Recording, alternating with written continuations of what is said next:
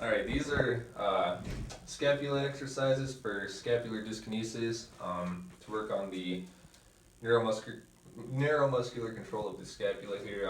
These specific exercises, I'll go over three, are going to be especially indicated for type 1 scapular dyskinesis, where the inferior-medial border of the scapula sort of sticks out and is more prominent, because we're going to be strengthening the Serratus anterior, which attaches to that anterior side of the inferior-medial border of the scapula and anchors to the ribs up here. So as you can see, when you contract that, it'll pull that scapula back in like that. So first exercise we're going to do is a push-up with the plus. So you can come over here and go ahead and put your arms on the wall like this and sort of pinch your shoulder blades back here.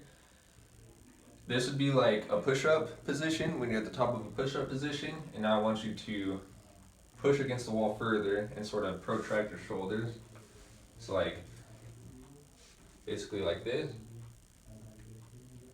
So we're pinching our shoulders and then we're pushing off, pinching our shoulders, pushing off. That's going to strengthen the Serratus anterior. We can progress this by putting the patient in quadruped, and then we can progress it further by just putting them in a push-up position and having them do it like that. The next exercise we're going to do is a dynamic hug. So what I'll instruct my patient to do is basically squeeze your scapula, squeeze your shoulder blades back here, and then pretend you're hugging a tree, basically.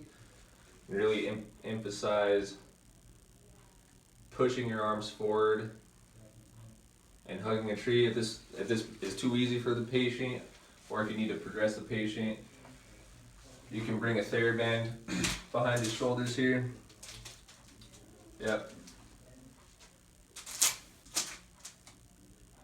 And just basically have him act as if he's hugging a tree. That'll strengthen the Serratus anterior. And then the final exercise, I'll have my patient lay supine on the bed. And I'm going to flex the patient to 120, shoulder flexion 120 degrees. Make sure he's externally rotated so you don't impinge the shoulder. Straighten the arm, and I'm just going to have the patient make a fist and try to punch my hand. As you can see, it's not a huge range of motion, but this is going to facilitate contraction of that Serratus anterior. And that's just going to help with scapular dyskinesis and neuromuscular control of that shoulder complex, especially in the scapula.